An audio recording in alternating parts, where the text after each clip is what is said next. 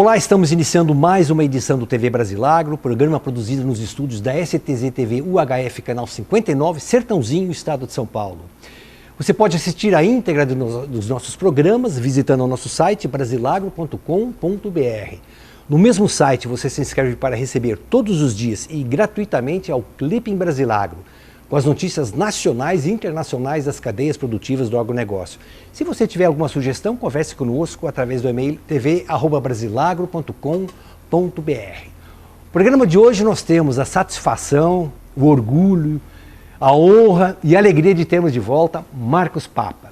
Marcos Papa, empreendedor social, Marcos Papa, ambientalista, Marcos Papa, vereador, político, e Marcos Papa, um bom amigo nosso que tem nesses quase 500 programas que nós já produzimos aqui na STZ TV, nos premiou já com uma boa série de programas para a gente falar não apenas de assuntos do ambientalismo, mas também para mostrar a importância do agronegócio como setor de preservação do meio ambiente.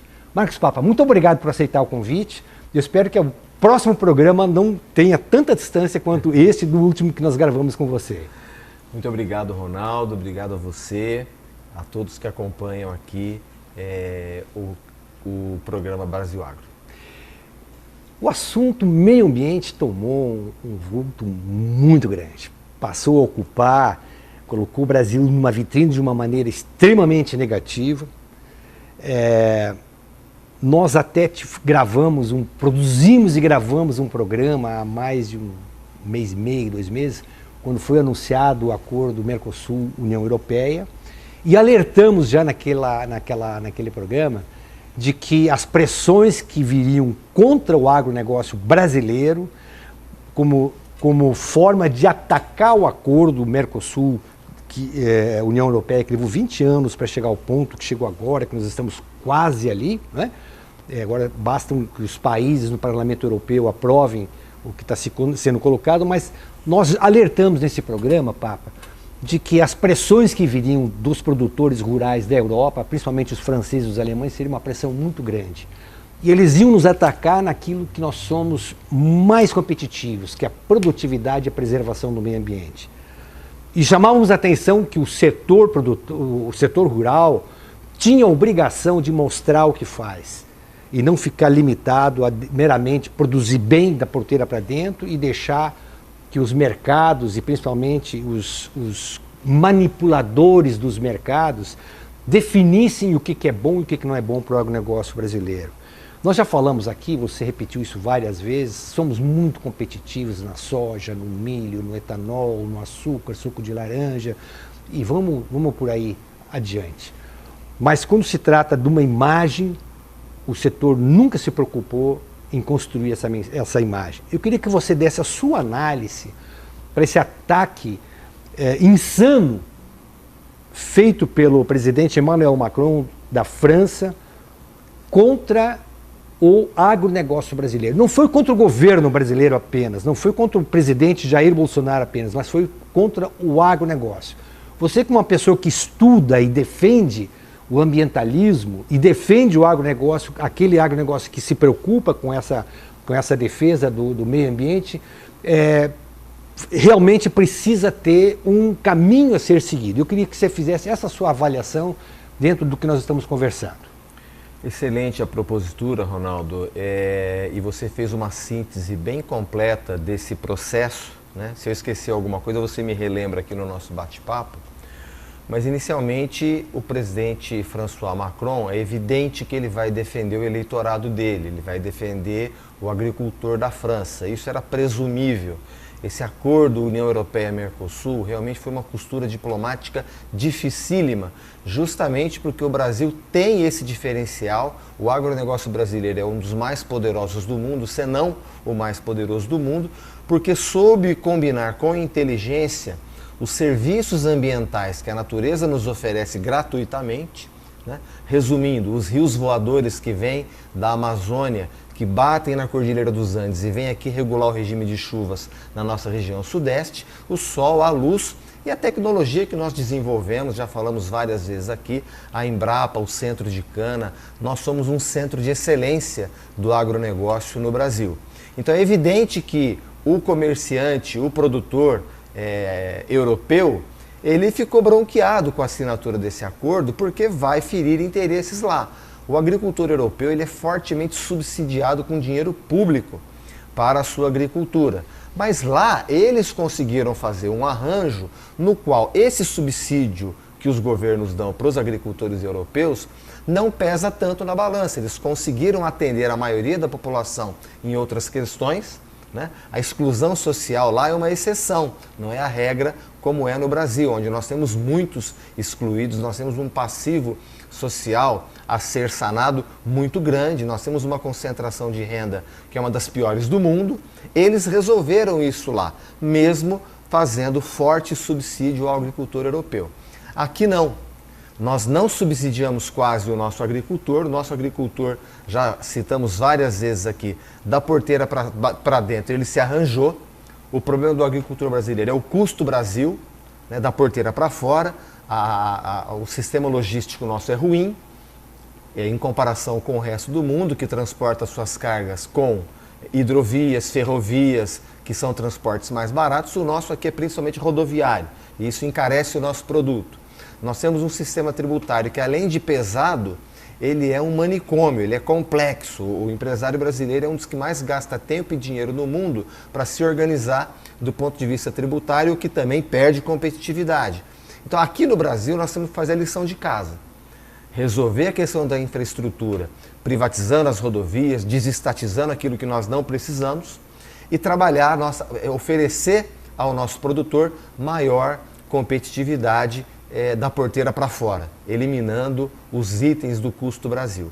Então era sabido que em algum momento a União Europeia ia reagir a esse acordo que em grande escala beneficia o Brasil. E nós demos, infelizmente o Brasil precisa assumir isso, o governo Bolsonaro deu de presente esse argumento para eles, que não é falacioso, é verdadeiro. Os índices do INPE, né, os índices informados pelo sistema PRODES-DETER, eles são reconhecidos mundialmente pela sua certificação, o quanto ele é certeiro, né? E para que aqueles que nos acompanham aqui pelo programa Brasil Agro nos entender, o PRODES é um sistema muito bom que fornece os índices de desmatamento, porém com periodicidade anual. O DETER, ele é um sistema que fornece a informação imediata, em tempo real. E isso foi criado em 2004 para que o IBAMA, para que a Polícia Federal e a Aeronáutica pudessem agir imediatamente. Foi uma força-tarefa, inclusive, criada pela ex-ministra Marina Silva. Quem explica isso é o ambientalista Carlos Nobre, que é um grande estudioso dos rios voadores no Brasil e no mundo, que isso foi criado por conta de quê? O PRODES era muito bom, porém anual. O DETER é imediato.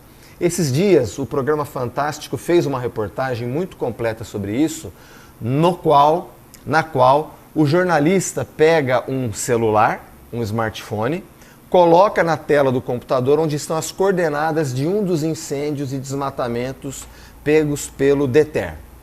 E ele pega o avião e vai lá ver na hora, e mostra realmente o que estava acontecendo. Então, foi uma força-tarefa complexa, muito complexa. Por quê? O Ministério do Meio Ambiente não tinha, como não tem, muitos recursos. Então pediu-se auxílio dos aviões da Aeronáutica. E a Aeronáutica com a Polícia Federal iam ao local e apreendiam a madeira ilegal. O IBAMA multava, a Polícia Federal prendia e o Ministério Público Federal processava esses madeireiros ilegais. O que aconteceu a partir de 2004? Os índices de desmatamento desabaram.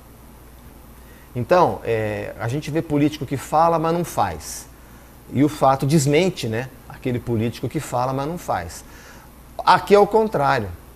E o Lula cometeu o mesmo erro, o ex-presidente Lula cometeu o mesmo erro do presidente Jair Bolsonaro, querer desacreditar os dados do INPE, querer desacreditar os dados do ICMBio.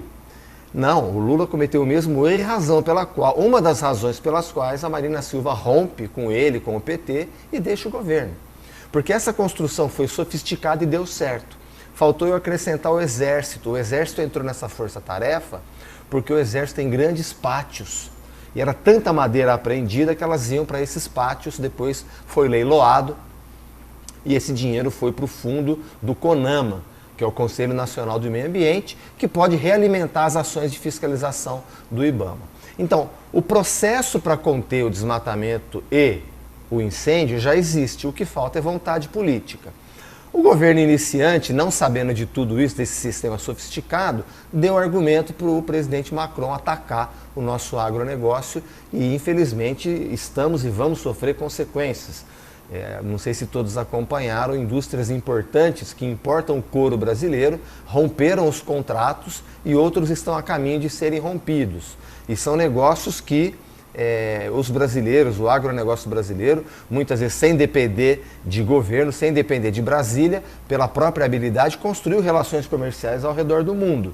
Nós já estamos sofrendo as consequências disso. Agora, precisa agir rapidamente, precisa de menos discurso e precisa de mais ação, porque está lá, IBAMA, Polícia Federal, Ministério Público Federal, Aeronáutica e Exército à disposição do Brasil para defender a nossa floresta, que além de ser uma questão de segurança nacional, porque tem muita milícia lá também, a serviço de políticos desonestos, que eu chamo de delinquentes travestidos de políticos, tem muito grileiro invadindo terra, tem muito explorador de madeira ilegal, que está se aproveitando dessa frouxidão na fiscalização. O IBAMA caiu muito o índice de resolubilidade dele naquelas notificações convertidas em multa.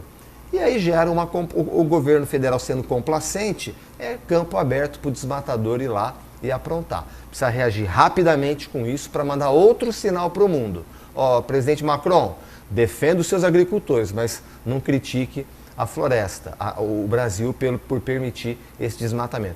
Nesse caso, a crítica é verdadeira. Cabe a nós aqui no Brasil fazer a nossa lição de casa. E eu vou lhe falar como jornalista, o grande erro do presidente Bolsonaro foi não ter, logo no início, ter vindo a público. Ele foi fazer um discurso semanas depois, por uma cadeia de emissoras de televisão, mas ele deve ter vindo logo no início da crise e ter dito, olha, esta é uma época de queimadas naturais, o índice está acima, nós somos contra as queimadas, fazer o que ele fez, tardiamente, ele devia ter feito no início. E aí é como você colocou, a indústria de curtumes, de couros, ela já está sofrendo penalidades, embora estejam todos os curtumes que foram penalizados, eles têm certificação internacional, mas até lá, até o que você vai falar, é mais ou menos aquela operação que houve da Polícia Federal aí no Paraná, né? Que atingiu principalmente a BRF, que era o escândalo do carne de papel, que depois de feito, para retomar, para corrigir, é um custo muito grande e um prejuízo imenso. Então, o erro foi um erro de comunicação. Sim. Não é nem outro motivo. E é uma coisa muito simples. Aliás, o agronegócio, os pecados que o agronegócio comete através das suas instituições têm sido exatamente de se comunicar mal. Precisa se comunicar e precisa se comunicar bem. Não adianta meramente ser produtivo, ser competente, ser empreendedor, ser inovador, se não soubesse comunicar isso. E nós estamos vivendo hoje, mais do que nunca, num momento em que a comunicação ela é instantânea. Você falou da questão do INPE, do IBAMA, da Polícia Federal, Ministério Público. Não vamos negar que existem centenas de satélites percorrendo o globo terrestre. Sim. E a qualquer momento você, com uma precisão de uma bola de golfe, você Sim. pode localizar um problema ambiental que esteja ocorrendo em qualquer parte do mundo. Repetindo, não é mais um problema de ciência, é um problema político. Exatamente. A solução nós temos. Exatamente. Agora, fez bem a Sociedade Rural Brasileira, a ABAG, quando fez um lobby contra a aprovação da PEC 867, que modificava questões importantes de preservação ambiental, porque o nosso agronegócio, Ronaldo, já está mais do que provado que não precisa desmatar e queimar para produzir. A Embrapa tem tecnologia de recuperação de solo degradado que é referência mundial. Não é? Nós já temos estudado isso, a questão do serviço ambiental, de novo. Nós temos uma frente oceânica que se une à evaporação da floresta amazônica, que é gigantesca, eu vou dar um número agora, bate na Cordilheira dos Andes e vem aqui regular o regime de chuvas da região sudeste, sul, centro-oeste. Um dia Um dia de evaporação da floresta amazônica, olha que número assustador, equivale a uma Itaipu funcionando 24 horas por dia durante 150 anos. Um dia de floresta amazônica. Essas árvores de grande porte aqui da nossa região, elas arremessam para a atmosfera em torno de 500 litros de água por dia. Aquela bombinha nossa, aquele umidificador do nosso quarto, tem 1 litro, 1,5 litros. Uma árvore de grande porte, ela arremessa 500 litros. As árvores na Amazônia são 2.500 litros cada árvore. E toda aquela biodiversidade que está ali. Então, nós precisamos preservar a floresta. Isso já está sabido de pé, há tempo. A floresta de pé interessa àquela vida, interessa àquele ecossistema, interessa ao serviço ambiental gratuito que nós temos aqui. E a região Sudeste, Sul e Centro-Oeste é a grande região produtora do agronegócio brasileiro. E nós não produzimos desmatando, nós não precisamos de agricultura extensiva mais. Então o governo tem que disciplinar isso rapidamente. Por outro lado, o ministro Ricardo Salles diz que tem ONG de bandidos. Ora, Polícia Federal neles? Claro. Não é ficar xingando ONG. Nós estamos cansados de saber que existe delinquente. E não é só na ONG. Ele é condenado em primeira instância aqui em São Paulo por ter determinado a adulteração de um mapa que os funcionários da Secretaria Estadual de Meio Ambiente, onde ele era empregado, nomeado pelo ex-governador Alckmin, testemunharam, houve uma condenação. Ele recorreu, agora vamos aguardar a decisão em segunda instância. Mas ele também virou as costas, enquanto secretário, para a nossa mata de Santa Teresa. Você acompanhou de perto essa situação? Acompanhei de perto, ele afastou os membros do Conselho Gestor da Mata, que é uma unidade de conservação, uma das unidades de conservação do Estado de São Paulo. Ele não afastou só os conselheiros do Conselho da nossa unidade de conservação em Ribeirão Preto. Ele afastou os conselheiros de todos os conselhos das unidades de conservação do Estado de São Paulo. Ou seja, o advogado Ricardo Salles, ele pode ter qualificação para ser um assessor especial do presidente, mas jamais para ser ministro do Meio Ambiente. Jamais. E essa crítica eu faço de maneira construtiva. O agronegócio brasileiro precisa levar essa informação com bastante firmeza ao presidente Jair Bolsonaro para que a gente não sofra aqui na região as consequências de ações desastradas de quem não tem qualificação para o cargo. Essa é a questão. Não é uma questão pessoal, é uma questão científica, técnica. Não tem qualificação para ser ministro do Meio Ambiente, como não teve para ser secretário do Meio Ambiente em São Paulo. Você está dizendo que essa aproximação, ou essa explicação, entre aspas, que o Ricardo Salles, como ministro do Meio Ambiente, coloca, que ele está a favor do agronegócio, na verdade ele prejudica mais o agronegócio com essa proximidade com as ideias dele, do que efetivamente possa ajudar o agronegócio. Está prejudicando na prática, são fatos. O mundo se voltou contra nós por conta de falta de ações do governo brasileiro na proteção dos biomas, e eu estou falando da Amazônia, mas tem o bioma pantaneiro também, não é? E de identificação. De novo, hoje as informações estão em tempo real. Quer dizer, quem é madeireiro ilegal? Ilegal, a lei manda punir. Então vai lá e pega o madeireiro ilegal, como foi feito na década de 2000. Então a ONG está desviando dinheiro?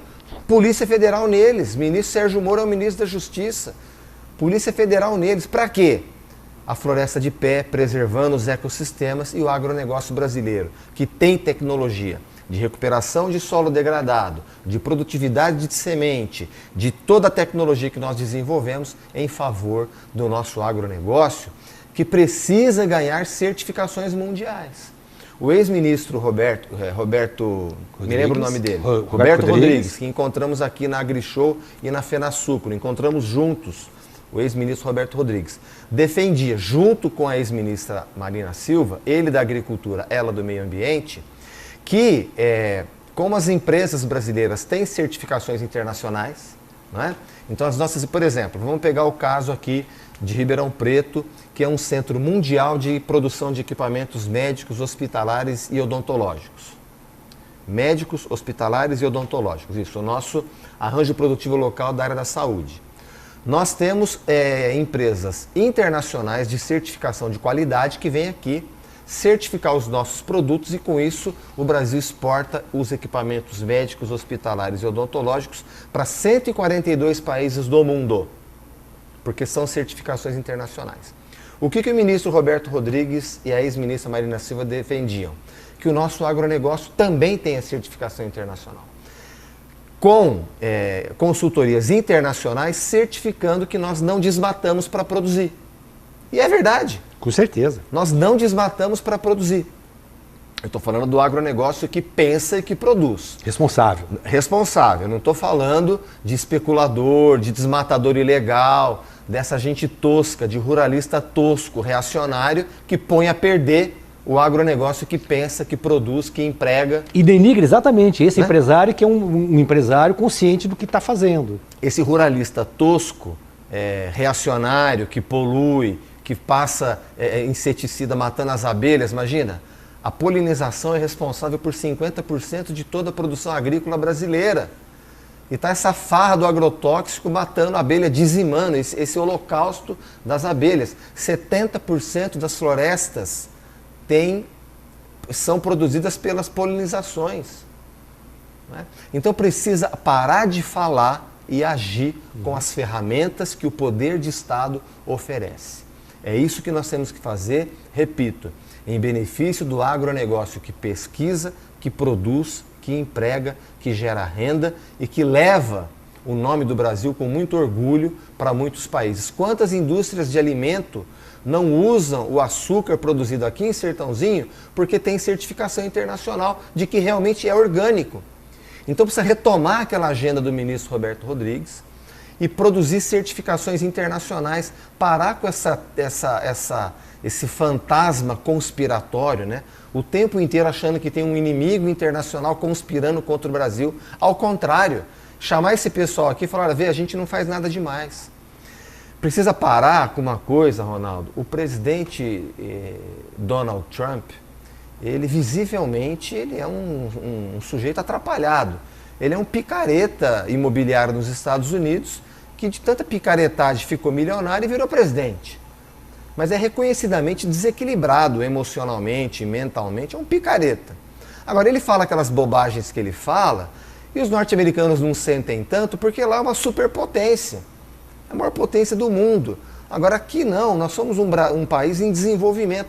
Qualquer errinho prejudica um país que já está quase na iminência de uma recessão novamente.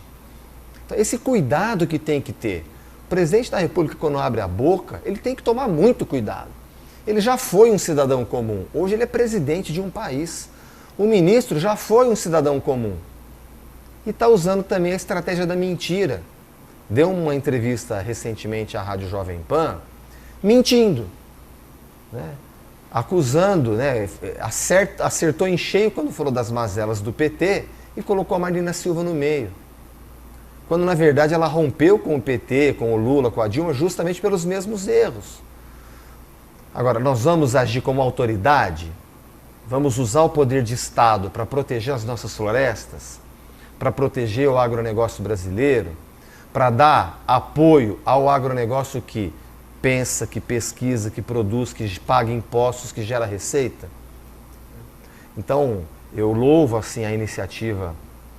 Até tem esse vídeo, quem acessar a página da Sociedade Rural Brasileira, a página da ABAG, vai ver lá esse vídeo cujos presidentes pedem a derrota da PEC 867. Felizmente foi derrotado, porque produziria um retrocesso ambiental e de produção do agronegócio que tem produtividade.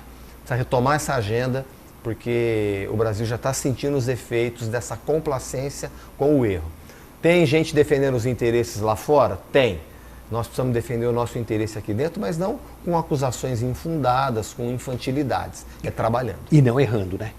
Sim, porque com a desculpa de atacar, criar essa agenda, que não é uma agenda, né? É uma agenda do confronto permanente, dizendo que tem um inimigo, que tem um inimigo. O inimigo é a incompetência, o inimigo é a corrupção, o inimigo é a falta de capacitação do ministro nomeado para fazer o seu trabalho. Eu quero voltar ao assunto, Marina Silva, na sequência, mas eu quero lhe fazer uma pergunta absolutamente pertinente.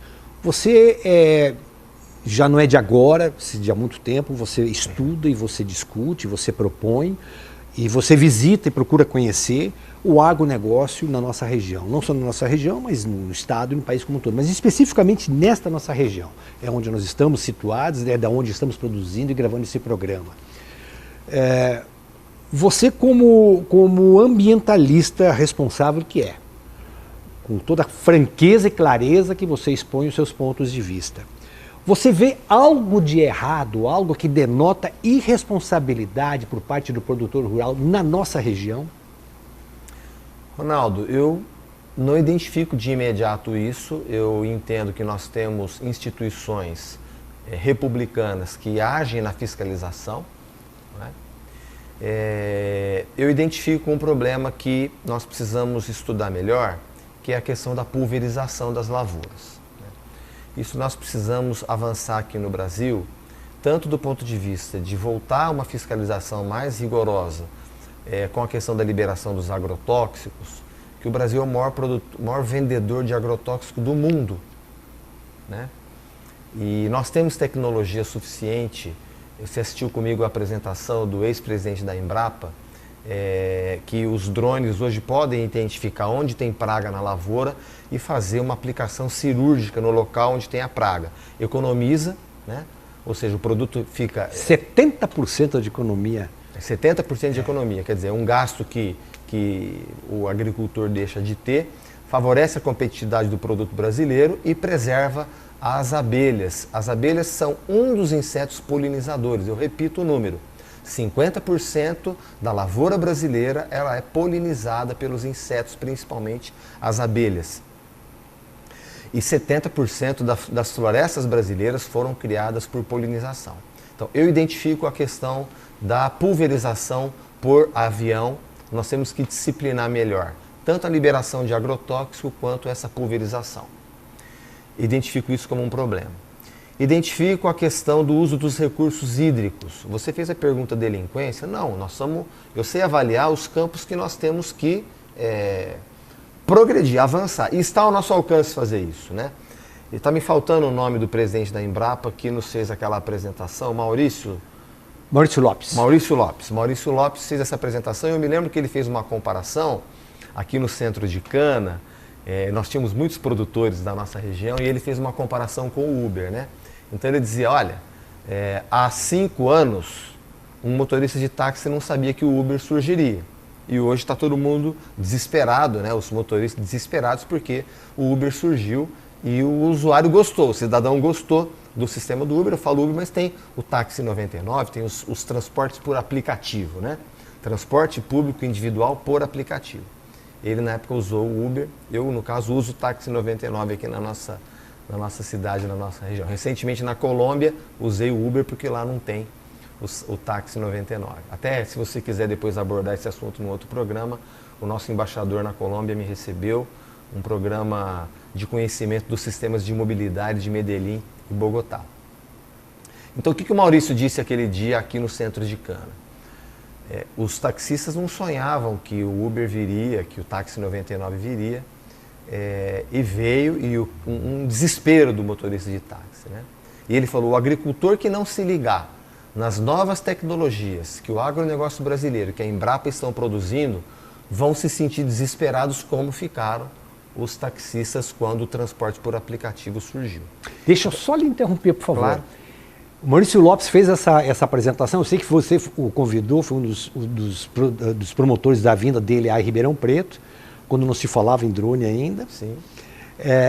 E é muito importante, e a partir daí ele desenvolveu um trabalho que está publicado na capa do nosso site brasilagro.com.br, à esquerda, assim, em cima, onde ele faz a projeção da agricultura para o ano 2030, e onde ele coloca exatamente isso que você está afirmando agora. Então, absolutamente pertinente a sua lembrança da palestra dele. Esse é o agronegócio brasileiro. Esse é o agronegócio que tem que ter voz junto à Presidência da República, junto ao Ministério do Meio Ambiente, porque esse é o agronegócio brasileiro que o mundo reconhece como sustentável. Sustentabilidade, às vezes as pessoas falam, mas é uma palavra difícil, outros, virou carne de vaca, tudo é sustentabilidade. Não. Sustentabilidade é um conceito muito fácil de definir. O ser humano precisa usar os recursos naturais para produzir e viver. mas não pode tomar os recursos naturais das gerações futuras. E é isso que nós estamos fazendo. Por isso somos uma geração antiética. Então esse agronegócio que é lúcido, que produz, que pesquisa, ele precisa se fazer representar por pessoas que sejam qualificadas.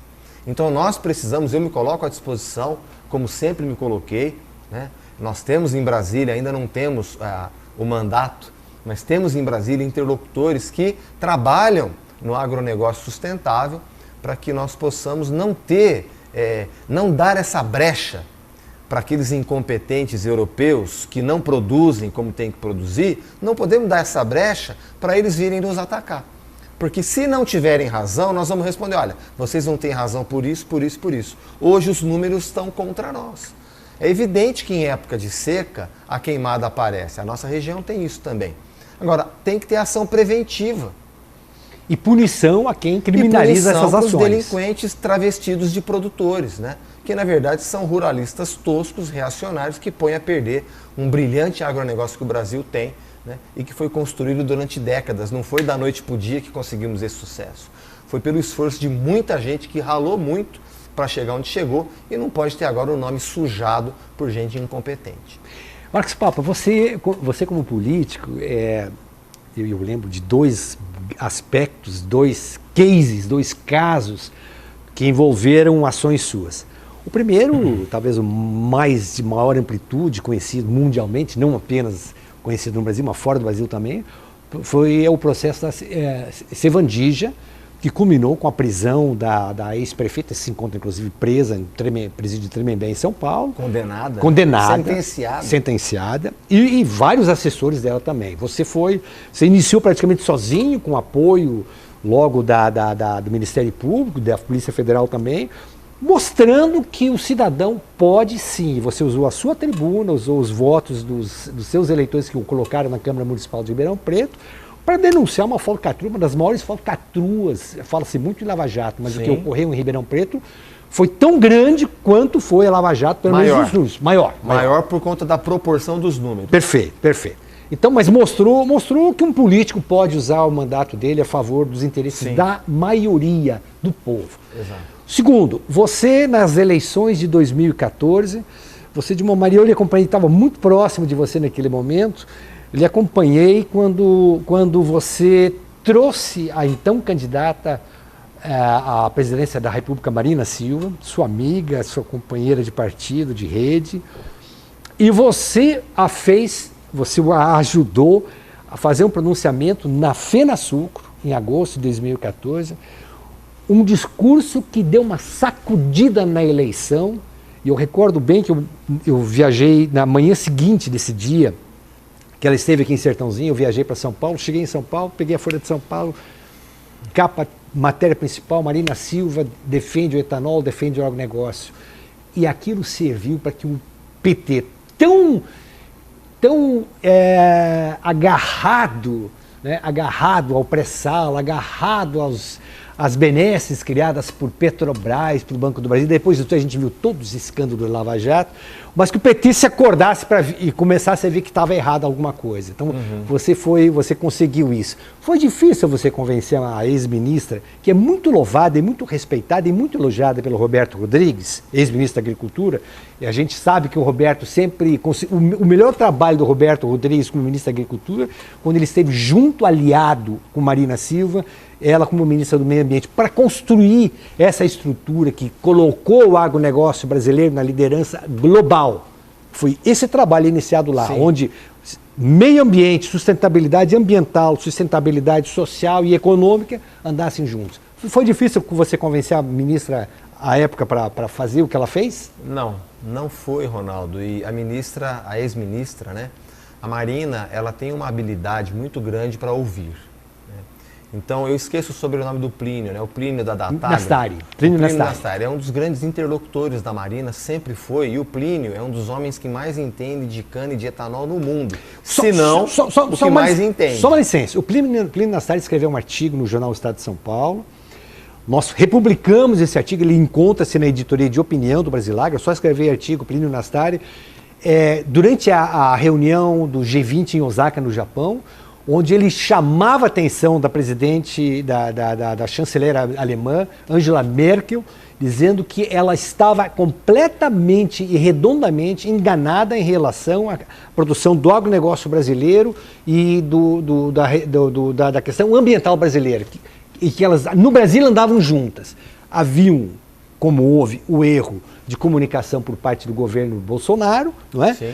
E não houve uma resposta à altura. Mas aquele artigo, nós fizemos um comentário, gravamos inclusive um programa em cima desse artigo do Plínio Nastari. Então a gente tem que louvar a visão que o Plínio Nastari tem e que ele trouxe tecnicamente, cientificamente, mostrando o que representa o biocombustível na matriz energética brasileira e o quanto ele é ambiental, ao contrário do que é a agricultura produzida na Europa. Sim, o Plínio é um dos homens que mais entendem de etanol e de cana no mundo. Inclusive, na FenaSucro do ano passado, ele fez uma apresentação mostrando claramente os benefícios do etanol em relação à célula de hidrogênio, que tem sido um combustível defendido pela Europa como sustentável. E mas o nosso etanol é mais e o Plínio prova isso. Naquele ano da FenaSucro de 2014, a Marina estava deprimida, profundamente deprimida, fazendo campanha à base de medicamentos por conta da morte do Eduardo Campos, né? Havia convites, assim que a rede não conseguiu registro para estar presente na cédula de 2014, por uma ação cartorial do PT, né? Num outro programa eu posso explicar isso, nós não conseguimos registro e a Marina então foi ser vice do Eduardo Campos, porque a nossa estratégia era: o Eduardo Campos vence o PT no Nordeste e Norte, a Marina no Sul-Sudeste, nós vamos para o segundo turno e o PSDB vem em nosso apoio. Essa estratégia era tão boa que derrubaram o avião do Eduardo Campos, né? Eu entendo que derrubaram, e a Marina era para estar no voo.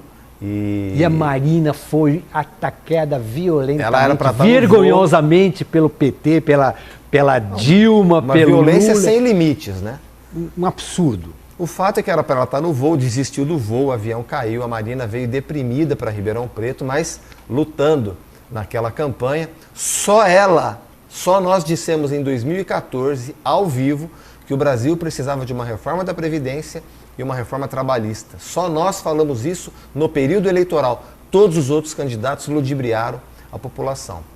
Então a Marina veio para Ribeirão e eu e o Plínio, junto com outros agricultores, representantes, fomos buscar a Marina no aeroporto e ela veio para a FenaSucro. E ele veio conversando com ela o quê? Os números que ele tem na ponta do lápis. Ela não tinha os números na ponta do lápis, mas o conceito de produção sustentável ela tinha. Por isso que os dois dialogam tão bem até hoje. Então aquele discurso que ela faz na FenaSucro, ele foi embasado num conceito que é o que ela defendia enquanto senadora, enquanto ministra, somada a um dos grandes conhecedores, se não o maior conhecedor do Brasil e do mundo, na questão do agronegócio, especificamente da cana e do etanol. Então o discurso que ela faz foi um discurso não para agradar, mas foi autêntico. Você se lembra que depois circulamos pela feira, os estandes começaram a vender mais. Por quê? O agronegócio reconheceu nela alguém capacitada para defender esse modelo de negócio. Não, e houve uma reação, é importante isso que você está colocando, e é importante que a gente possa relembrar tecnicamente ações como essa que você foi protagonista, porque na sequência, não só a indústria de bens de capital passou a vender mais, porque se criou um ambiente diferenciado já em relação ao futuro dos biocombustíveis, mas nas próprias bolsas internacionais de etanol e de açúcar especificamente em Nova York e Londres, houve um aumento do preço das cotações internacionais. Então, o mundo inteiro, em cima de uma boa notícia dessas, acaba beneficiando em preços, porque nós produzimos o etanol e o açúcar, mas não detemos o preço. Quem fixa são as bolsas. E as bolsas reagiram positivamente. Claro. Então, mas assim, esse tipo de avanço você não produz com factoide. Você produz com trabalho, né? Eu falava para você da Colômbia agora. A Colômbia reduziu, Ronaldo, num período de 13 anos, o índice de homicídios a cada 100 mil habitantes, que é o parâmetro mundial que a ONU utiliza. A Colômbia reduziu de 274 para 24, num período de 13 anos, 13, 14 anos. E não se faz isso com factoide, com mentirinha. com essas intervenções fajutas que têm sido feitas nos morros do Rio de Janeiro. Intervenção fajuta, intervenção espanta-barata. O brasileiro esquece, mas nós estamos bancando essa farra dessas intervenções eleitoreiras, já é a 10ª. É que a gente esquece. Quando o Papa veio, teve, na Copa do Mundo teve, nas Olimpíadas teve, agora tem essa do Temer que se arrasta até agora e não resolve nada, né?